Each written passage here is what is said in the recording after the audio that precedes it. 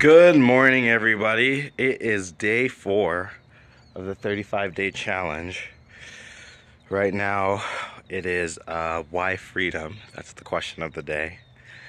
Welcome. Going on my morning walk. Just did my meditation, cleaned up around the house. Been up about an hour and a half, had a little bit of a sleep until about 8:30. I was a little frustrated because it feels like everything's been taking me so long to move along. By the way, if you don't know what's going on, this is the 35-day, this is how you change your life challenge. My name is Onyeabor. Basically running an experiment where I take myself from no money, basically homelessness, negotiate using my skills and mental mastery to resurrect my life. And that's basically the challenge. So if that's something you're interested in, check out this YouTube channel. So here on Onyeabor Raising Project, well, there's the Onyeabor Raising Project, which is going to be for my game show and my travel vlogs. I'll be making videos for that soon. Then Onyeabor is just my personal vlog, but all the business stuff that I'm going to be doing and the videos that are helpful there, that's going to be on my company channel, Prolific Generations, and just anything else I put down. So this is basically the end of day recap. Well, the beginning of the day, right? So it's day 4. Then you'll see this video. Basically, I'll detail through my whole day. And if you want to see the full videos, go check out the Prolific channel. And I'm doing this challenge basically to prove that when you have mental mastery, the mind over matter, the mechanics are easy. The mechanics are about 20% of the challenges. And I think I should basically be able to give myself a full-time income, live as I want, and do what I need in the next 35 days. Next 31 days, because we're 4 days in, right? So I gotta get moving on stuff. Anyway, so what's the plan today so far? Well, first off, I'm going for a walk. Gotta keep doing my exercise. That's the push-ups, the pull-up. Well, no pull-ups. I need to probably add pull-ups in there.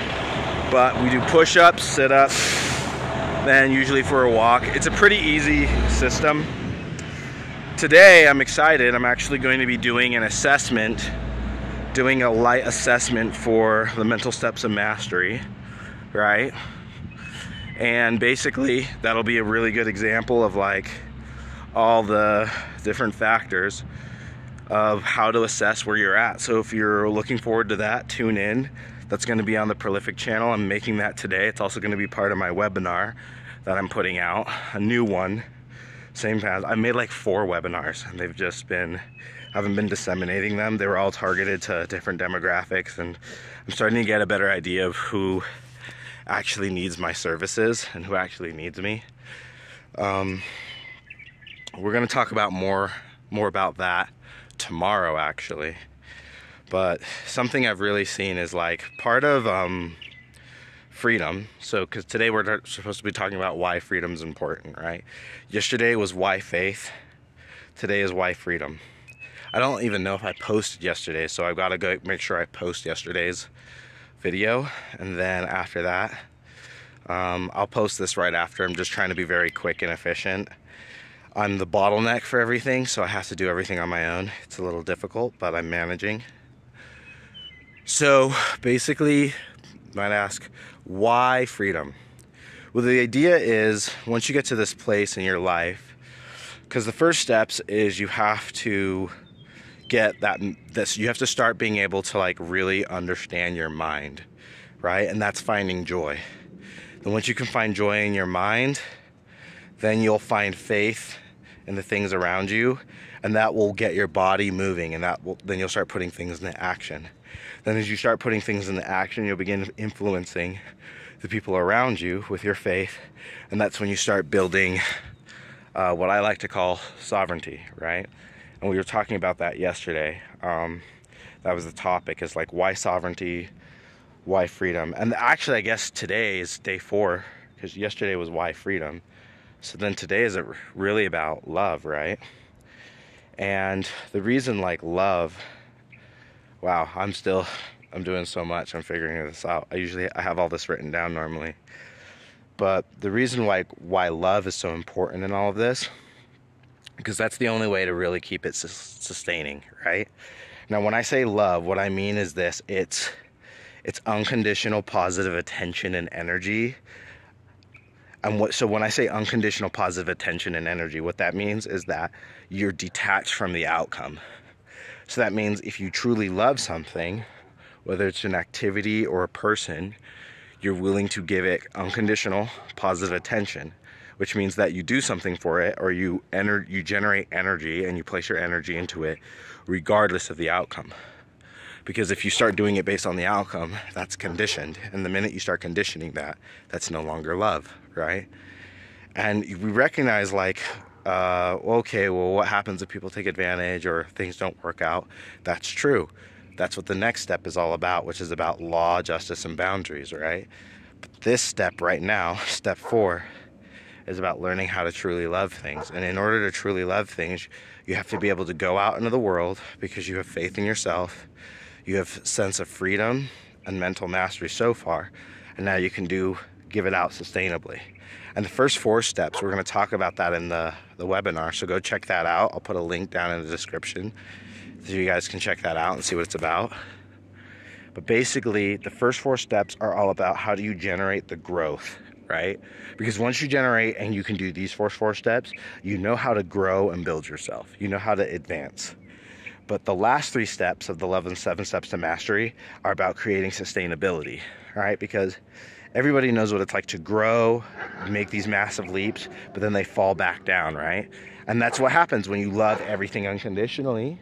What happens is if you don't get a very good understanding of your standards and your boundaries, you're going to have elements that seek to take advantage of that and will give you nothing in return. And because you're still a mortal person, you're going to be susceptible to that loss of energy, and then eventually you're going to slide all the way back down, and that's where a lot of people find themselves in. So that's where 5, 6, and 7 are really, really important, because they teach us how do we create a plan so that we can keep growing, keep loving, keep having faith, maintain our sense of emotional and mental freedom, while at the same time not sacrificing that to lower energy, because, you know, we live in a world that's fallen, right? We live in a world where there's healthy grass and there's messed up, rotten grass, right? And how do you keep yourself from taking on the disease that infects everybody else around you, right? And so that's what we're going to be talking about tomorrow, the day after that, and the day after that for our whys. And then, you know, that'll be 1 weekend, and then we'll upgrade and we'll just go do this the whole 35 days. So a lot of it, but before you can get to that point, you have to be in a place where you can give energy without condition. And that means there has to be absent of fear. And I mean really, when I mean truly without condition, if that means if you say I love you to, say, your husband, and you can't say and mean it to a stranger in the same way, you're not at step 4. And some people will say, well, what do you mean? Like my husband, my role. That's what I'm saying. A lot of people think love is based upon the role somebody takes in your life, but that's just not the case, right? So the way I explain it this way, imagine there's like a river, and this river is just a river of love, right? And then next to you, to capture this water, you have all these different vessels. You might have a vase that holds a gallon. You might have another cup that just holds, 8 ounces. You might have another container that's like a little swirly thing, so you put it in and the water swirls. And the love is going to take the form of the container it's put in, but it's still love, just like water, right? So love does not change based upon the container it's put in. However, its shape and appearance and the way we consume it and the way we experience it does change based upon that container. That's what step 5 is all about, right? But today, we have to recognize that we go to the river, right? And we have to find that river of unconditional love, which exists beyond the material mind, right? So if you still think of relationships in terms of if you still think of love in terms of the relationships you have with the people, you don't understand how to give unconditionally. And that's one of the things that holds you back. And a lot of people will say, well, what do you mean, Onyie? How dare you say that, right? Like, you don't know my life. I don't know your life, but I do know you're human. And I know that we live in a naturally bound universe and all of us are one.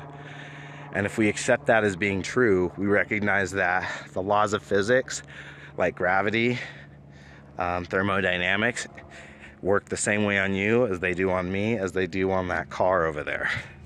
But the effects of that are going to be different based upon the material of whom we are. But that doesn't change the sun, that doesn't change gravity, that doesn't change the laws.